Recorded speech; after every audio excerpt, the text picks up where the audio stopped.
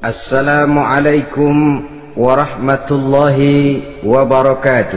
Waalaikumsalam warahmatullahi wabarakatuh. Bismillahi walhamdulillah, wassalatu wassalamu ala sayyidina rasulillah wa ala alihi wa sahbihi wa mawalah. La hawla wa la quwwata illa billah, amma ba'du. Saudara-saudara kaum muslimin yang berbahagia, di dalam kehidupan ini kita senantiasa mengambil iktibar, contoh dan teladan dari orang-orang sebelum kita. Itu sebabnya kepada baginda Nabi kita Muhammad sallallahu alaihi wasallam Allah Subhanahu wa taala menjelaskan cerita para nabi sebelum beliau dalam ayat "Tsumma naqussu 'alaika min anba'ir rusuli ma nusabbitu bihi fu'adak." Demikianlah kami ceritakan kepadamu wahai Muhammad sebagian dari kisah para rasul-rasul sebelum kamu, yang dengan itu akan memperkuat hatimu, meneguhkan keyakinanmu dan memantapkan pendirianmu. Inilah manfaatnya belajar dari sejarah. Jadi jangankan kita, baginda Nabi sendiri pun oleh Allah Subhanahu wa taala diceritakan sejarah para nabi sebelum beliau yang dimusuhi oleh umatnya, yang dicaci maki oleh kaumnya, yang terusir dari kampung halamannya, bahkan sampai ada yang terbunuh oleh umatnya. Itu seluruhnya merupakan iktibar manusabbitu bihi fu'adak, untuk memantapkan langkahmu, meneguhkan keyakinanmu dan menguatkan pendirianmu menghadapi perjuangan ini. Sehubungan dengan itu, pada pertemuan kali ini Al-Fakir ingin menyampaikan satu cuplikan kecil dari kehidupan seorang sahabat utama baginda Nabi, yaitu Sayyidina Umar ibn al-Khattab radhiyallahu an. Beliau adalah Umar bin Khattab bin Nufail bin Abdul Uzza dari suku Quraisy golongan Bani Adi. Perawakannya tinggi, kekar dan gagah, melambangkan sifatnya yang pemberani, tegas dan tidak pernah kenal takut kepada siapapun. Sebelum mendapat hidayah, Umar bin Khattab termasuk orang yang berdiri di barisan orang-orang yang memusuhi umat Islam. Ia terperangkap dalam tradisi jahiliyah, di mana gemar berperang dan bermabuk-mabukan juga merupakan hal-hal yang pernah dilaksanakan dalam kehidupannya sebelum beliau masuk ke dalam agama Islam. Oleh karena itu, dalam kehidupan beragama, hidayah merupakan sesuatu yang penting. Bagaimanapun banyaknya dosa dan kesalahan yang telah dilakukan oleh seseorang, tidak seharusnya menyebabkan ia putus asa dari rahmah Allah. Sebaliknya, bagaimanapun banyak kebajikan dan kebaikan yang sudah dikerjakannya, tidak perlu membuat dia besar hati, puas, bangga, apalagi menjadi lalai karenanya. Sebab kita belum tahu akan bagaimana ujung perjalanan dari kehidupan kita ini. Saudara-saudara, kisahnya pun masuk Islam merupakan peristiwa yang menarik. Pada satu hari, dengan pedang terhunus, Umar bin Khattab menuju Darul Arqam, tempat di mana baginda Nabi biasa berkumpul dengan para sahabat. Melihat mukanya yang beringas, matanya yang nanar, orang sudah menyangka dan mengerti ini tentu akan terjadi pembunuhan. Dalam perjalanan menuju Darul Arqam, Umar bertemu dengan Nuaim bin Abdullah. Nuaim bertanya, "Ya Umar, mau kemana ente?" "Mau membunuh itu, si murtad itu," kata. "Si murtad yang mana?"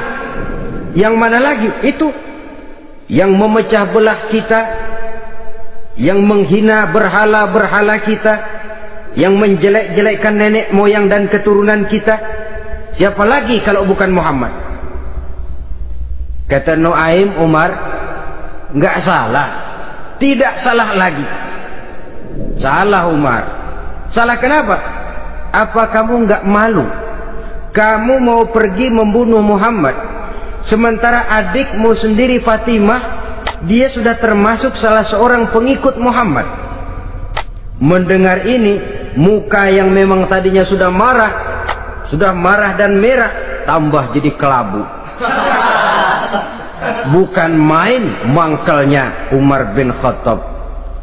Orang lain dia musuhi, orang lain dia kejar-kejar. Ini malah adiknya sendiri menjadi pengikut dari baginda Nabi. Tidak jadi menuju Darul Arqam, dia berangkat ke rumah adiknya Fatimah. Adapun di rumah Fatimah sedang berkumpul Fatimah, suaminya Sa'id bin Zaid, dan seorang sahabat Habbab ibnul Arad. Mereka sedang membaca Quran. Waktu itu Quran belum lagi dijilid macam sekarang, jadi masih merupakan suhuf atau lembaran-lembaran tercecer saja. Ketuk pintu, ya tentu tidak assalamualaikum karena dia belum Islam. Tok tok tok. Siapa di luar? Umar.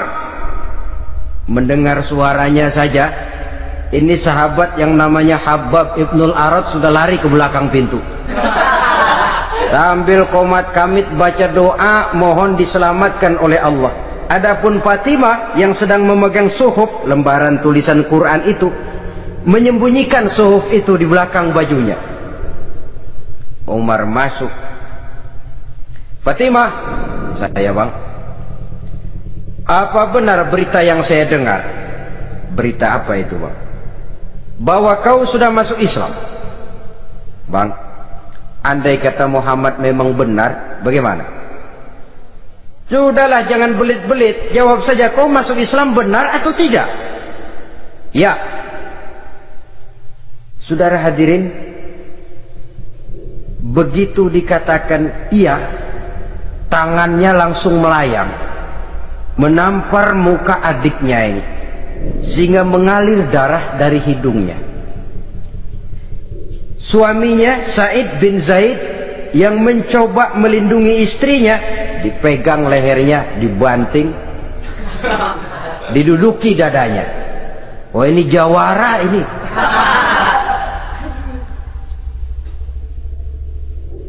Namun pada saat sedemikian, suara kebenaran terpantul dari mulut Fatimah, adik dari Umar bin Khattab ini.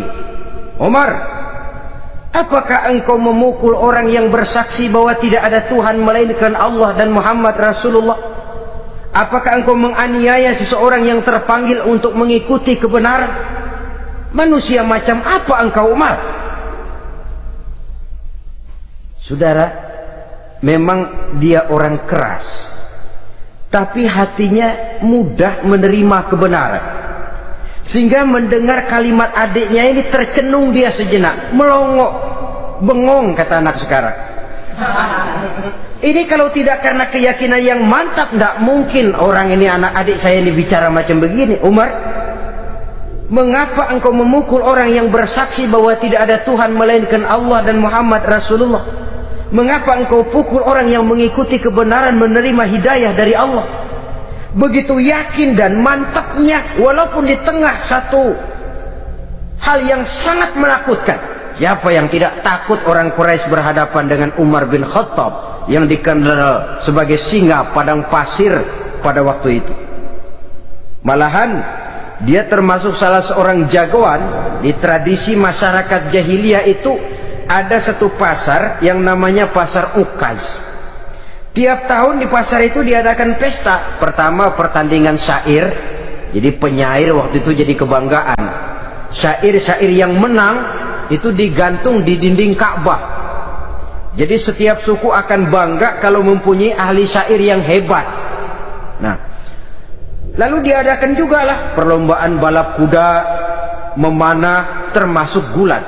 Lah Umar ini tiap kali pertarungan mesti menang. Belum pernah ada yang berhasil mengalahkan dia. Jawara.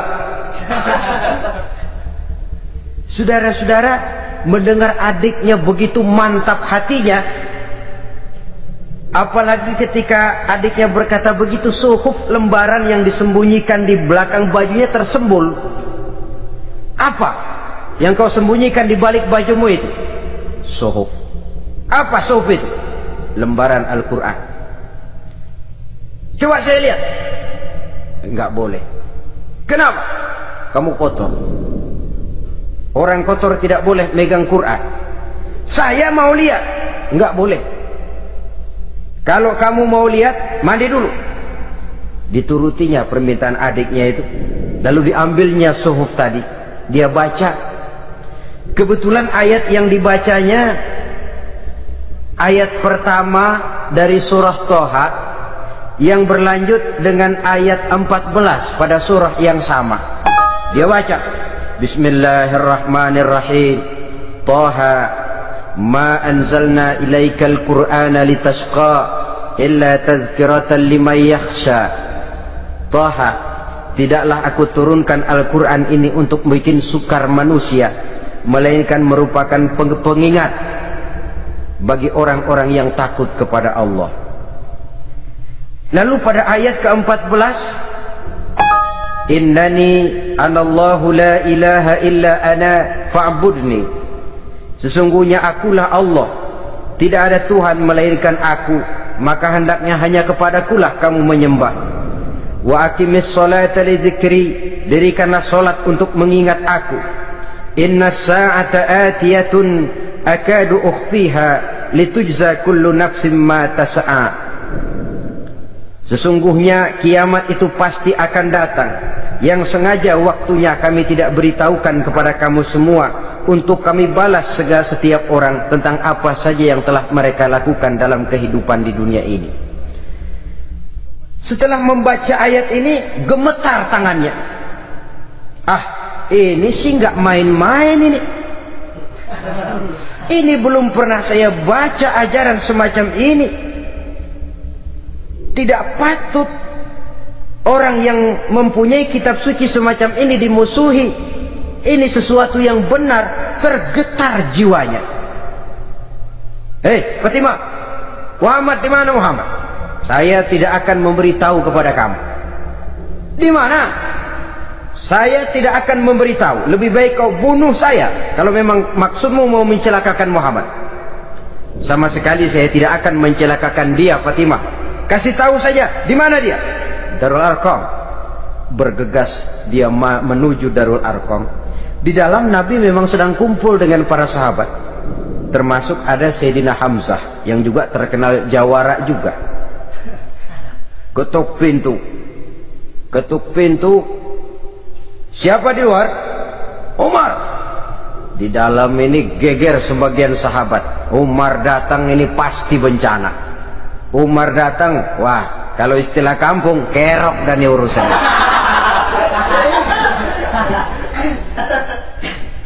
Tapi baginda Nabi menenangkan mereka. Tenang, mudah-mudahan ada hikmahnya. Sayyidina Hamzah tampil, bukakan dia pintu. Kalau niatnya baik, kita terima. Kalau niatnya tidak baik, saya paling depan. Dibukakan pintu. Begitu dibukakan pintu, Umar masuk merangkul baginda Nabi, kemudian dengan tersendat, Ashhadu an la ilaha illallah wa ashhadu annaka ya Muhammad Rasulullah. Saya bersaksi tidak ada Tuhan melainkan Allah, dan saya bersaksi bahwa engkau hai Muhammad adalah utusan Allah. Sahabat takbir semua, Allahu Akbar, Allahu Akbar. Kegembiraan meliputi suasana ketika itu. Kenapa? Karena sebelumnya dikala Umar belum masuk Islam, dia merupakan ganjalan yang paling dikhawatirkan oleh umat Islam. Setelah dia masuk Islam, jelas merupakan suatu keuntungan yang sangat besar. Dan dia tertarik kepada Islam bukan karena bujuk rayu orang, tidak karena diberikan harta, tidak karena diiming-iming oleh kedudukan tinggi, Tapi karena kebenaran, hidayah menembus hatinya melalui wasilah ayat dalam surah Thaha yang dibacanya melalui suhuf yang dipegang oleh adiknya tadi. Sejak saat itu berubah 180 derajat Umar bin Khattab radhiyallahu anhu. Tetapi tetap dengan sifatnya keras, tegas, dan tidak pernah kenal takut kepada siapapun. Cuma kalau sebelum Islam dia kerasnya kepada Islam, setelah dia masuk Islam muter arah kepada siapapun yang memusuhi Islam. Dia bersikap keras, tegas, dan tidak pernah kenal takut. Bahkan setelah beliau masuk Islam, satu hari ketika di Darul Arqam kumpul-kumpul, waktu itu Nabi belum berdakwah secara terbuka karena pengikut masih sedikit. Sayyidina Umar usul, "Ya Rasul, ada apa Umar? Alasna 'alal haq fi mamatina wa mahyana." Ya Rasul, bukankah kita ini berdiri di atas sesuatu yang benar? Bukankah mati kita, hidup kita untuk melaksanakan sesuatu yang benar? Bala ya Umar, betul Umar. Wallazi nafsi biyadih, innakum la'alal haq in muttum wa in hiyitum.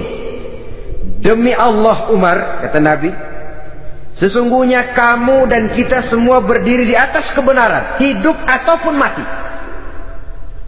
Setelah mendapat jawaban begini, Umar masuk kepada tujuan pembicaraannya. Izan ya Rasul, fafimal ihtifal.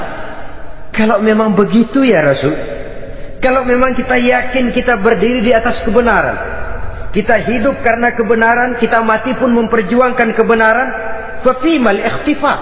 Kenapa mesti ngumpet-ngumpet? Kenapa harus sembunyi-sembunyi? Wallazi ba'asaka bil haqq, demi Allah ya Rasul, la takhrujanna wa la nakhrujanna ma'ak. Tuhan harus keluar menyampaikan Islam ini secara terbuka, dan kami akan mendampingi Tuhan dengan segenap jiwa dan raga. Sekali masuk Islam gak tanggung-tanggung. Yang kayak begini ini yang kita perlukan sekarang ini. Begitu masuk Islam gak tanggung seluruhnya, jiwa dan raganya masuk Islam.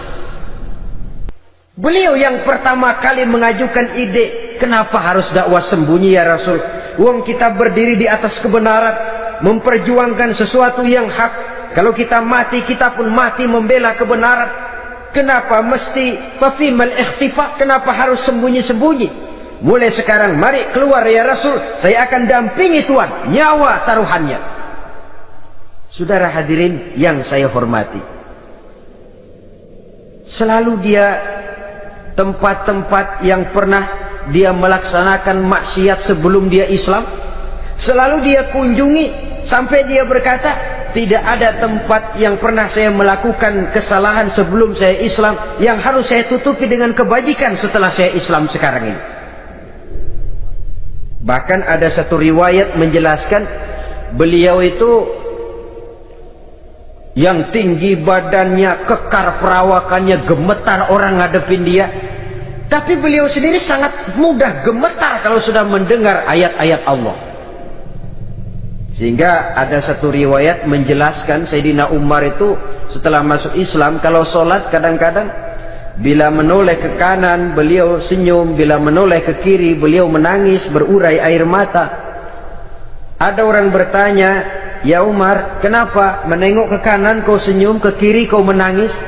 Itulah kalau saya ingat jahilnya saya sebelum Islam. Adapun bila saya menoleh ke arah sebelah kanan saya tersenyum, teringat betapa dulu saya membuat berhala dari korma. Saya tumpuk-tumpuk, saya susun begitu.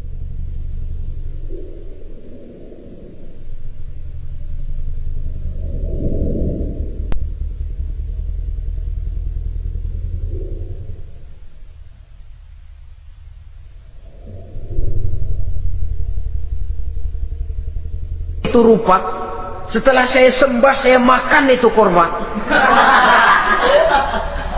Gagah betul saya waktu itu, sampai Tuhan pun saya makan. Adapun kalau saya menoleh ke kiri teringat putri kesayangan saya yang terbawa oleh tradisi jahiliyah, takut menanggung aib, merasa malu mempunyai anak perempuan, sampai dia terkubur hidup-hidup. Berurai air mata saya mengingat semua itu. Padahal Nabi sudah memberikan jaminan. Sebab saudara jangan lupa, orang kafir masuk Islam, dalam Islam itu dihitung dari bayi lagi, dari nol. Itulah untungnya. Jadi misalnya sudah 60 tahun, dari kecil sampai 60 tahun kafir, umur 61 masuk Islam. Nah, sejak umur 61 itulah yang dihisab oleh Allah.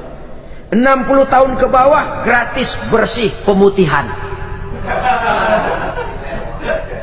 Istimewa betul. Tapi jangan lalu diniatin, gua kafir aja. Nanti sudah tua-tua mau giliran mati baru Islam. Itu diniatin lain. Ini yang karena faktor hidayah, saudara-saudara. Nah, cintanya kepada baginda Nabi luar biasa. Dalam setiap pertempuran beliau selalu di front terdepan. Bahkan demikian cintanya sampai ketika hari di mana baginda Nabi wafat, saudara-saudara, disampaikan berita wafat Nabi kepada Umar ini. Ya Umar, baginda Nabi sudah wafat.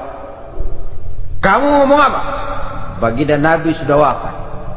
Bukan sedih, nyabut pedang, keluar matanya melotot. Siapa yang bilang Muhammad mati, saya tabas batang lehernya.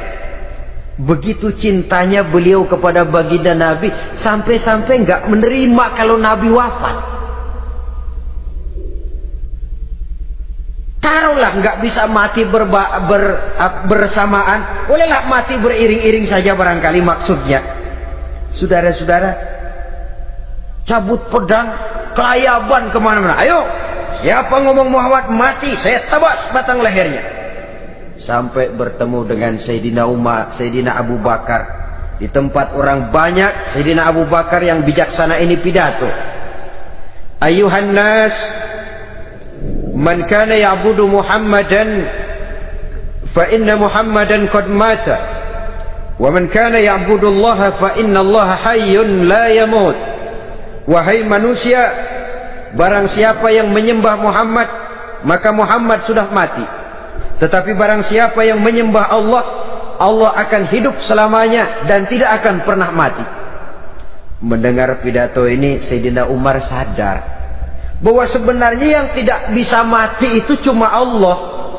Bagaimanapun agungnya baginda Nabi, besarnya baginda Nabi, tinggi akhlak budi pekertinya Nabi, cintanya beliau kepada Nabi, toh Nabi manusia dan manusia harus mati.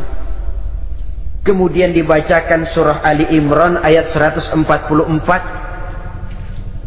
Wa ma Muhammadun illa rasul qad khalat min qablihi rusul afa immata aw qutilan qalabtum ala aqabikum.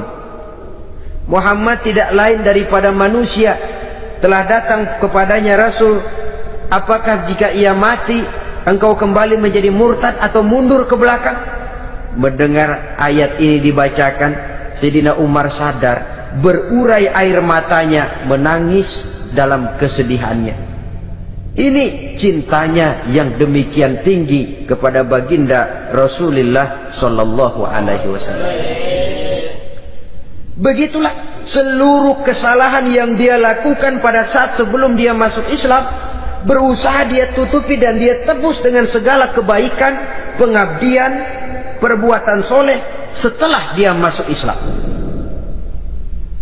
Sehingga diajarkan oleh baginda Nabi, ittaqillaha haitsu ma kunta wa atbi'i sayyi'atal hasanata tamhuha wa khaliqin nasa bi khuluqin hasanin.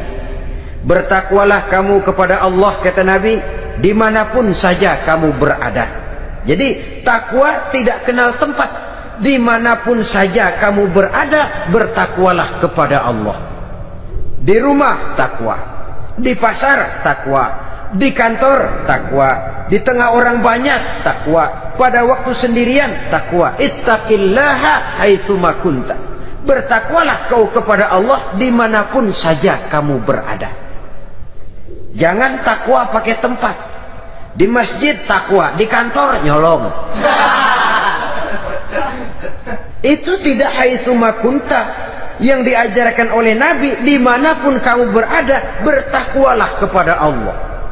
Wa atbi'i sayyi'atal hasanah tamhuha, dan iringi perbuatanmu yang salah dengan kebaikan. Jadi kalau satu saat terselip kita berbuat salah, cepat iringi dengan kebaikan, tamhuha, dengan harapan kebaikan yang kita kerjakan akan menutupi dosa yang terselip kita lakukan. Amin. Ngomongin orang, astagfirullahaladzim, banyak istighfar. Istighfarnya mudah-mudahan bisa nutupin dosa karena ngomongin orang. Tapi jangan lalu tambah sulap, ngomongin orang istighfar, terus ngomongin lagi istighfar lagi. Itu tentu tidak bisa dengan cara begitu. Barangkali terselip pernah mengambil harta orang tanpa alasan yang hak, imbangi dengan rajin sedekah misalnya. Barangkali pernah menyakiti hati orang, imbangi dengan perbuatan yang bisa menyenangkan hati orang lain. Itu namanya mengiringi perbuatan yang bersifat salah dengan kebajikan. Ini yang dilakukan oleh Sayyidina Umar. Setiap pelosok hampir dia datangi, tempat-tempat di mana dia pernah melakukan kesalahan sebelum Islam, di sana dia tegakkan kebajikan dan kebaikan. Kegagahannya, keperkasaannya, keberaniannya sepenuhnya bulat-bulat sudah diwakafkan untuk kepentingan Islam. Saudara hadirin yang saya hormati, diperlukan orang-orang yang punya keberanian macam Sayyidina Umar. Berani karena panggilan hidayah, bukan berani babi. Babi berani juga babi, cuman nyeruduk. Artinya berani yang tanpa pertimbangan. Berani yang tanpa pertimbangan pada akhirnya akan menyulitkan kita sendiri. Beliau gagah, beliau berani, beliau punya kekuatan, beliau punya wewenang, dan itu dimanfaatkannya untuk menjadi backing baginda Nabi kita Muhammad sallallahu alaihi wasallam. La takhrujanna wa la nakhrujanna ma'ak ya Rasul. Rasul, keluar, sampaikan dakwah secara terbuka. Saya akan mendampingi Tuhan. Jika ada yang ganggu Tuhan, saya paling depan. Backing yang mendampingi Rasul untuk menyampaikan risalah Islamiyah ini. Saudara hadirin yang saya hormati, wa khaliqin nasa bi khuluqin hasanin, kata Nabi, dan pergaulilah manusia dengan akhlak yang baik, karena dengan ini kau bisa mengambil hati orang. Dalam hadis lain katakan, innakum la tas'una an-nasa bi amwalikum walakin yas'uhum minkum bastul wajhi wa husnul khuluq. Kamu tidak akan bisa menyenangkan orang banyak dengan hartamu, tapi kamu bisa ambil hati mereka dengan budi pekerti yang luhur dan muka yang manis. Dengan harta belum tentu kita bisa menyenangkan semua orang, tapi budi pekerti yang luhur, muka yang manis, itu yang akan bisa membuat kau menyenangkan orang banyak.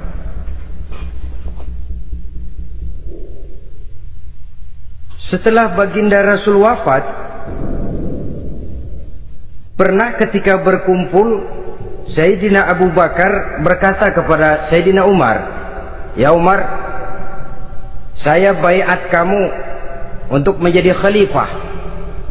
Jawab beliau, "Sayalah yang akan membaiat Tuan. Tapi Anda lebih utama dari saya, Umar. Keutamaan saya akan saya berikan kepada Tuan untuk mendukung kekhalifahan Tuan." Di sini kelihatan wataknya yang tidak ambisius, gagah, berani, perkasa, tapi tahu diri, nggak nyelonong, tidak menggunakan kekuasaannya, kegagahannya untuk maksud yang sewenang-wenang. Oleh karena itu, setelah Sayyidina Abu Bakar wafat, beliau dilantik menjadi khalifah. Keluarlah pidatonya yang terkenal, "Ayyuhan nas, inni qad wullitu alaikum walastu bi khairikum." Hai manusia, aku telah dipilih menjadi pemimpin kamu, padahal aku bukanlah orang yang terbaik di antara kamu. Kalau tidaklah karena aku melihat keutamaan, keteguhan yang dapat melindungi kalian, berat rasanya aku memikul amanah ini. Sebab apa? Alangkah beratnya menunggu datangnya perhitungan di akhirat nanti terhadap Umar. Ini yang jadi motifnya memegang jabatan khalifah. Sungguh berat bagi Umar menunggu datangnya saat perhitungan. Sehingga seolah-olah kalau bisalah jadi Umar bin Khattab saja, jangan jadi khalifah kalau bisa. Tapi moya umat sudah kadang memilih. Sehingga benar kalau dalam satu hadis Nabi pernah mengajarkan jangan memberikan satu jabatan kepada orang yang memintanya. Sebab orang kalau sudah minta jabatan, apalagi pakai jilat-jilat, pakai upeti-upeti, tentu ada tendensinya. Ada batu di balik udang. Kalau udang di balik batu kan mungkin nggak kelihatan, tapi kalau batu di balik udang kelihatan betul itu. Ada maunya, ambisinya. Jangan memberikan satu jabatan kepada orang yang memintanya. Seakan di batinnya Sayyidina Umar menyesali. Kenapa Umar nggak jadi Umar saja, kok mau jadi khalifah gitu? Alangkah berat perhitungan buat saya di akhirat nanti. Nah, setelah jadi khalifah, sebagai satu i'tibar, saya akan mencoba mengemukakan beberapa sifatnya yang menonjol untuk pelajaran buat kita semua. Pertama, sikapnya terhadap keluarganya setelah beliau menjadi khalifah. Kedudukan sebagai keluarga Umar bin Khattab bukan merupakan kedudukan istimewa. Itu ditanamkan betul kepada keluarganya. Jangan karena bapakmu khalifah, lalu mentang-mentang anak khalifah kau merasa dapat fasilitas, merasa bisa berbuat semau-maumu. Kau harus punya tanggung jawab dan beban moral, memberikan contoh yang lebih baik kepada rakyat. Ini yang ditekankan kepada keluarganya. Kalau beliau mau mengeluarkan undang-undang, undang-undang itu lebih dahulu dibicarakan di tengah keluarganya, kumpul anak-anaknya. Ini akan ada undang-undang begini. Siapa di antara kalian mau mentaati, persilakan. Yang tidak pun persilakan. Tapi saya ingatkan, kalau ada dari keluarga Umar yang melanggar peraturan yang saya keluarkan ini, saya akan menghukumnya 2 kali lipat karena dia keluarga saya. Menghukumnya 2 kali lipat karena dia keluarga saya. Jadi bukan mentang-mentang anak babe lalu kebal hukum. Tidak. Siapa yang diantara kalian melanggar peraturan ini, akan aku kenakan hukuman 2 kali lipat karena dia keluarga. Nah, saudara hadirin yang saya hormati, lalu berwibawa, dijaga betul keluarganya. Suatu hari beliau datang ke rumah putranya Abdullah bin Umar.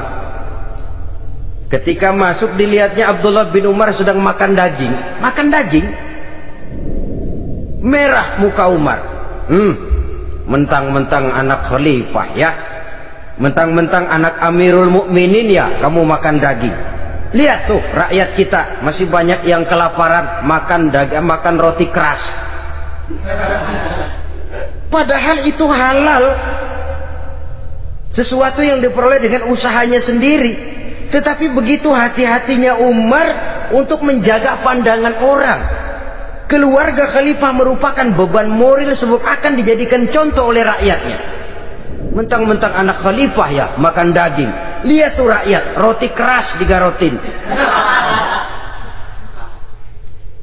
Lain saat beliau pergi ke satu pasar. Di situ dilihat ada sapi gemuk-gemuk. Tempat lain sapinya kurus-kurus. Tanya, ini yang gemuk-gemuk sapi siapa? Sapi Abdullah bin Umar. Sapi anaknya. Panggil Abdullah bin Umar, suruh sini. Datang anaknya. Abdullah bin Umar, bagaimana ceritanya sampai ini? Begini, Bapak. Dahulu itu dengan uang saya beli sapi kurus-kurus.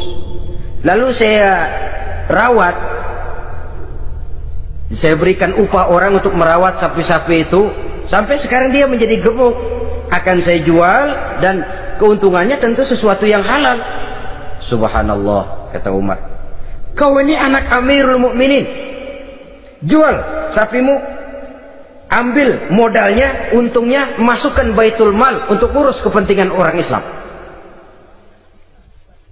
Dia nggak mau anaknya terlibat bisnis dompleng kekuasaan ayahnya. Karena mentang-mentang anak khalifah lalu segala macam bisnis lancar. Orang takut karena apa? Anak babe. Ada lagi, pada waktu pembagian harta ghanimah, putri beliau yang namanya Hafsah, ini adalah istri baginda Nabi, meminta bagian. Kaum kerabat ayah, ini kerabat khalifah, kitalah dulu kerabat. Kalau kau kerabatku, maka jatahmu nanti dari ayahmu. Harta ini masih lebih banyak dibutuhkan oleh orang-orang Islam.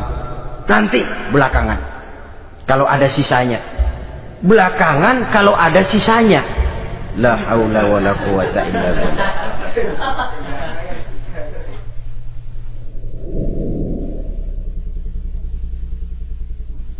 Saudara hadirin, itu terhadap keluarganya. Kemudian apa sifat-sifat yang menonjol dari kepemimpinannya? Pertama, kesederhanaannya. Beliaulah satu-satunya khalifah, Amirul Mukminin, setingkat presiden kalau sekarang, yang punya jubah cuma 2 dan 1 pun punya anaknya. Tambelan lagi. Pernah sholat Jumat terlambat, beliau naik mimbar untuk khutbah, sebelumnya minta maaf dulu. Saudara-saudara, maaf saya terlambat nungguin baju kering. Seorang khalifah nungguin baju kering, sederhana dalam kehidupannya. Mari kita ambil satu cerita lagi. Pada waktu beliau jadi khalifah, yang diangkat jadi gubernur di Mesir adalah Amr bin As.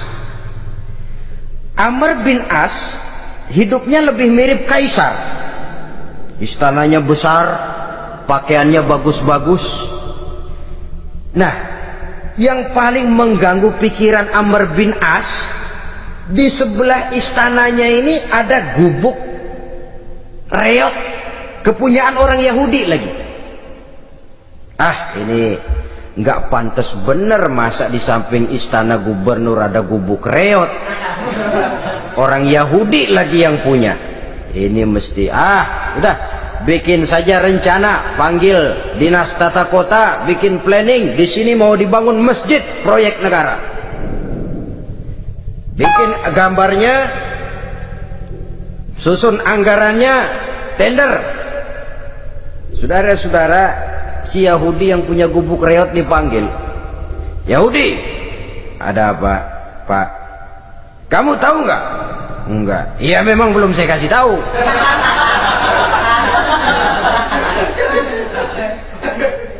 Ada apa, Pak? Itu kamu punya gubuk, tahu, kena proyek. Proyek apa, Pak? Kami mau bangun masjid besar di situ, dan tidak sesuai ada gubuk reot di samping tempat gubernur. Jadi maksud Bapak, gubukmu, tanah-tanahnya mau saya bebaskan, saya beli. Enggak mau, Pak, saya enggak mau jual. Saya bayar 2 kali lipat. Enggak mau. 3 kali lipat, 6 kali lipat juga enggak mau, Pak. Saya dari muda peres keringat banting tulang cuma segitu-gitunya, Pak, tempat saya tinggal. Gubuk reot sama tanahnya sedikit, makmur saya, Pak, cuma rumah sama sumur.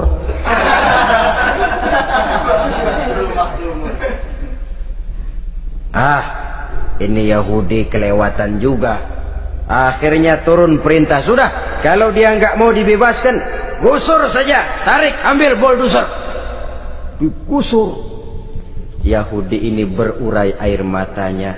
Aduh, begini jadi rakyat kecil, udah jatuh ketiban ember lagi.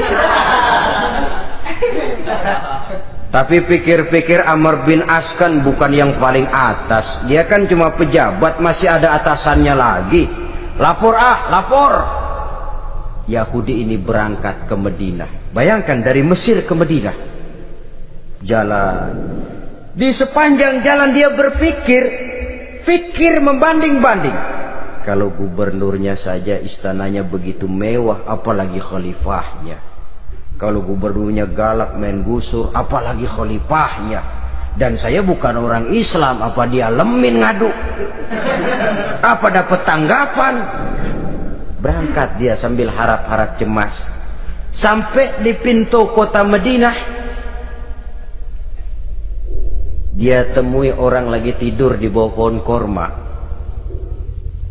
Selamat siang Pak. Ada apa? Pak. Apa?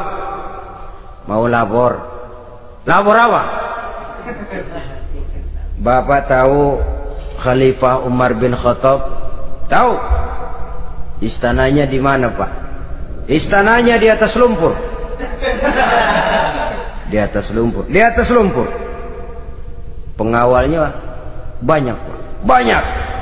Siapa Pak? Yatim piatu, janda-janda tua, orang-orang miskin, orang-orang lemah, itu pengawalnya. Pakaian kebesarannya apa sutra apa Pak? Pakaian kebesarannya malu dan takwa. Saya nggak ngerti Pak. Itulah Umar bin Khattab. Lalu orangnya sekarang di mana Pak? Di depan ente. Rupanya yang dia tanya itulah orangnya. Gemeter Yahudi ini, keringat bercucuran. Coba, istananya di atas lumpur. Sebab beliau berprinsip, bagaimana saya bisa menghayati nasib rakyat kalau saya tidak merasakan apa yang mereka rasakan? Bagaimana saya nggak bisa tahu sakitnya lapar kalau saya belum pernah kelaparan? Itu prinsipnya. Istananya di atas lumpur. Para pengawalnya yatim piatu, janda-janda tua, orang-orang miskin, orang-orang lemah dan tidak mampu. Dan pakaian kebesarannya malu dan takwa. Kamu dari mana? Dari Mesir Pak. Ada apa? Mau laporan gubernur Bapak di Mesir yang namanya Amr bin As. Kenapa? Main gusur aja Pak. Ceritanya, iya dia mau bangun masjid. Kebetulan di areal itu saya punya tanah sama gubuk segitu-gitunya. Saya nggak mau dibeli, digusur Pak. Saya mau mencari keadilan. Begini, kamu lihat tempat sampah itu, lihat. Di situ banyak tulang. Coba kamu ambil kemari satu, tulang unta, bawa sini. Bingung Yahudi. Pak, saya kemari mau cari keadilan. Kalau tulang mah di Mesir juga banyak Pak. Sudahlah, pokoknya kau ambil saja tulang itu. Dicoker-coker dapat dikasih. Tulang itu digaris lurus oleh Sayyidina Umar dengan ujung pedang. Red. Nah, nih, kau bawa kepada Amr bin As. Makin bingung itu Yahudi. Suruh bawa tulang cuman digaris. Nanti saya ngomong apa Pak? Sudahlah, kasih saja. Pulang dia. Sampai di Mesir, Tuan Gubernur, ada apa? Saya baru menghadap khalifah. Kemudian beliau sampaikan ini, dikasih tulang. Amr bin As ngelihat tulang ada goresan lurus dengan ujung pedang, gemetar, badannya keluar keringat dingin, panggil kepala proyek, proyek batal, masjid nggak jadi didiriin, itu gubuk Yahudi diriin lagi. Ini Yahudi makin bengong. Ini gubernur dapat tulang doang segitu takutnya.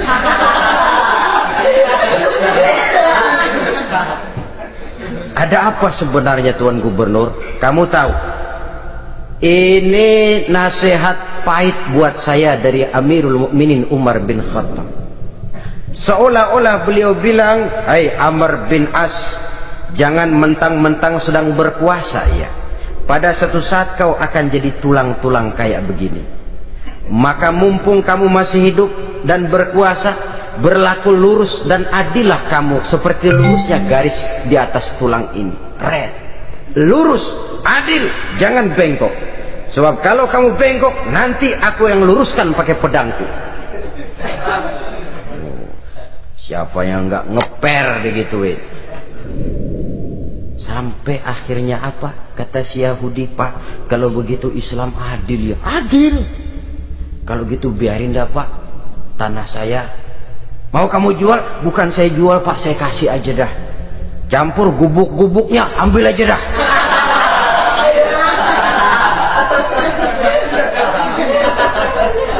Masuk Islam si Yahudi ini oleh karena keadilan dari Umar bin Khattab. Begitulah kesederhanaan hidupnya. Sampai saudara, yang ironi betul, pernah Utsman bin Affan, Ali bin Abi Thalib, Thalhah dan Zubair kumpul mendengar berita bahwa Sayyidina Umar ini punya hutang. Bayangkan, seorang khalifah untuk melangsungkan hidupnya sampai punya hutang. Padahal Baitul Mal di bawah kekuasaannya. Berunding Utsman, Ali, Thalhah, Zubair. Kalau kita langsung ngomong sama Umar nggak enak dong, dia nggak bakalan terima. Lewat putrinya aja, Hafsah. Baik. Hafsah ngomong sama Umar, Abah, kenapa? Bagaimana kalau honor Abah ditambah, ditingkatkan supaya hutang bisa ketutup? Hafsah, saya Abah. Siapa yang nyuruh kamu ngomong begitu?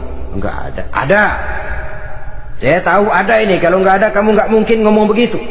Tapi orangnya kalau saya tuntut, mereka mungkin enggak mau. Sekarang saya mau tanya Hafsah, kau kan istri Rasul, betul?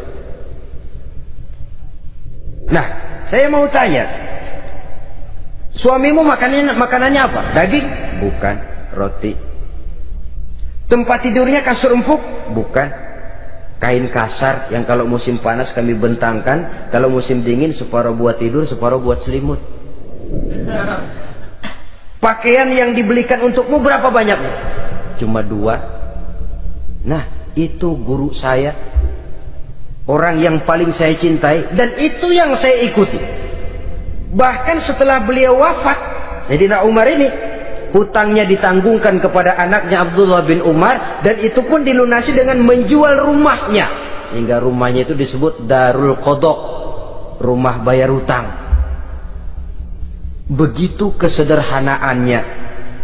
Jadi nggak pakai aji mumpung jadi khalifah lalu kayak ikan gurita, tangan yang mana aja megang. Itu kan mental monyet. Monyet itu kan begitu, tangan megang kiri kanan, mulut ngawal, kaki megang, temennya dikasih masih ngerampas juga. Monyet rakus betul itu. Itu kesederhanaannya.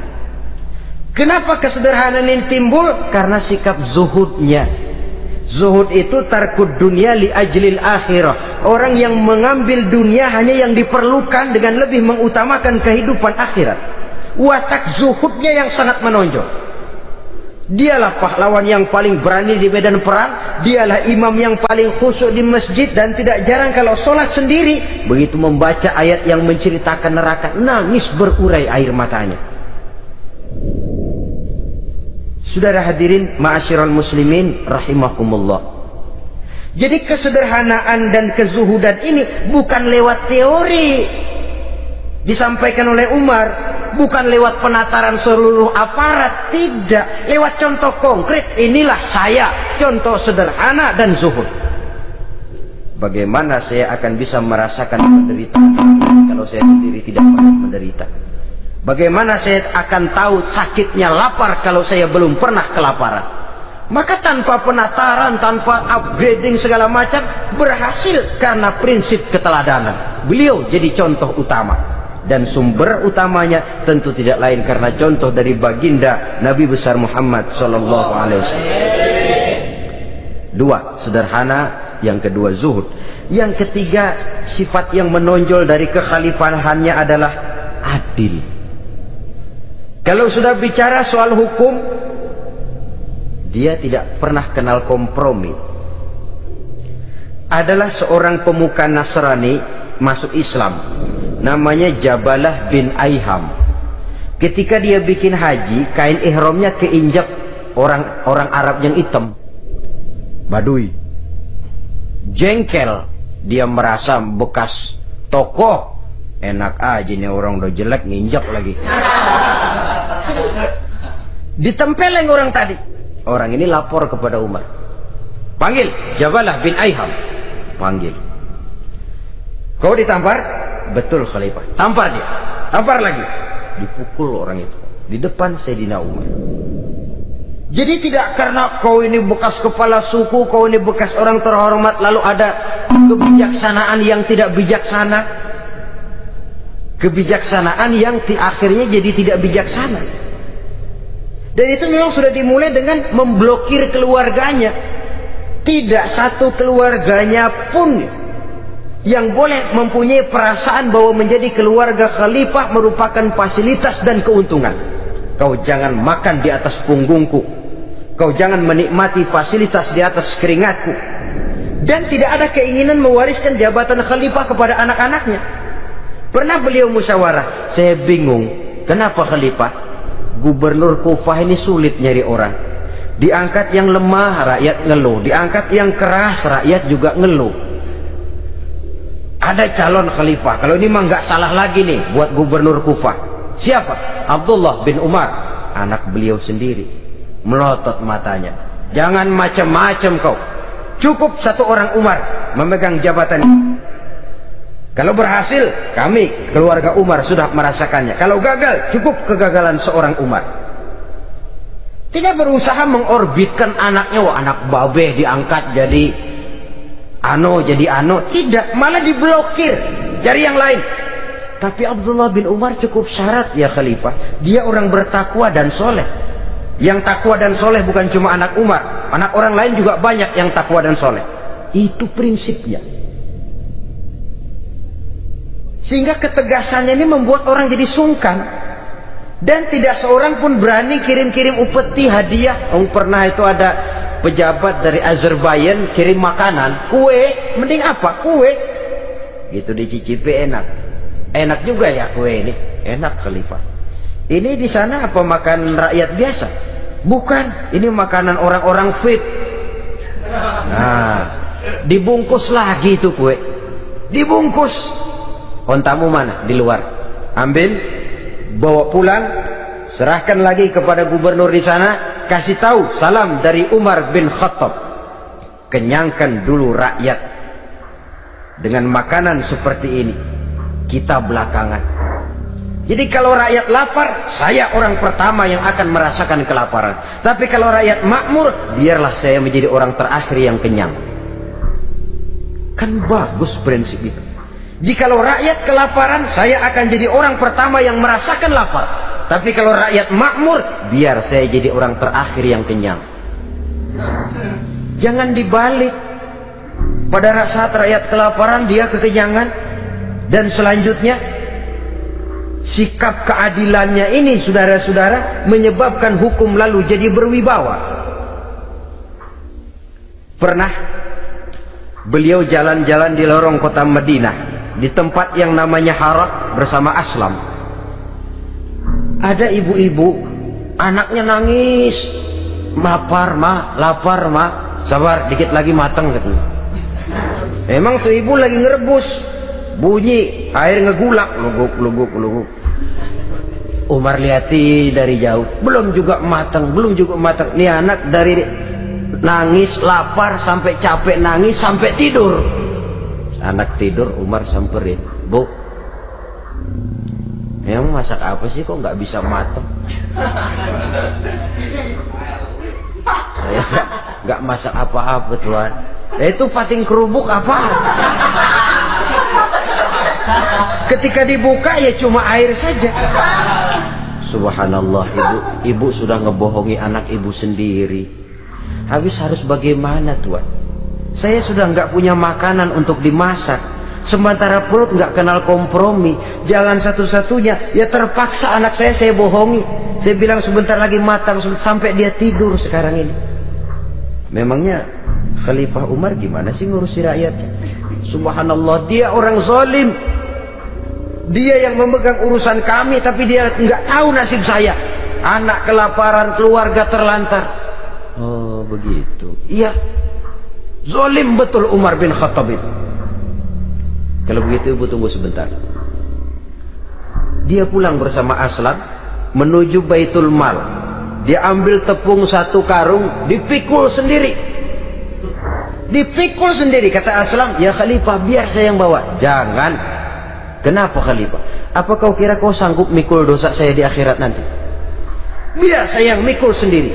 Dia bawa ke tempat tuh ibu-ibu. Dia masakin sendiri. Nah bu, sudah matang, persilakan masak. Makan.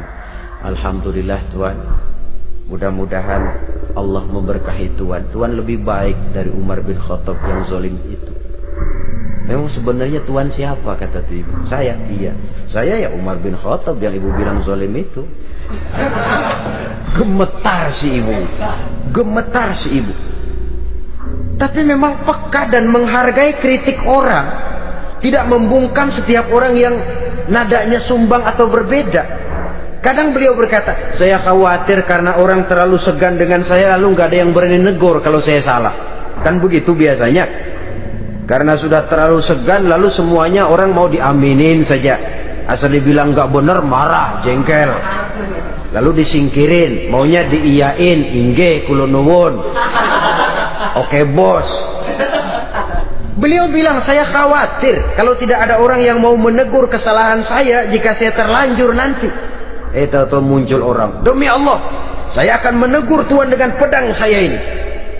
Cerah mukanya, senyum bibirnya, alhamdulillah. Anak muda, saya memerlukan orang macam kau, yang berani berkata ya terhadap yang benar dan tidak terhadap yang tidak benar, apa dan bagaimanapun resikonya. Di sini kelihatan sikap beliau menghadapi orang yang berbeda pendapat. Keadilan, keberanian dan ketegasan, cepat menerima kebenaran merupakan serentetan dari sifat-sifat utama beliau sejak masuk Islam sampai menjadi khalifah yang kedua. Bahkan dengan jasa beliau, Islam kemudian tersebar menembus dinding Jazirah Arabia, memasuki Bizantium dan Persia, sehingga beliau juga dikenal sebagai periode Al-Futuhat Al-Islamiyah. Nah saudara-saudara, inilah cuplikan kecil dari kehidupan seorang agung dan besar yang memang sangat terbatas kata-kata untuk melukiskan kebesaran itu. Namun yang secuplik ini mudah-mudahan menjadi sumbangan moral dalam rangka kita memperbaiki diri menuju kehidupan yang lebih baik. Terima kasih banyak atas segala perhatian. Mohon maaf atas segala kekurangan. Usikum wa nafsi bitaqwallah. Wassalamualaikum warahmatullahi wabarakatuh.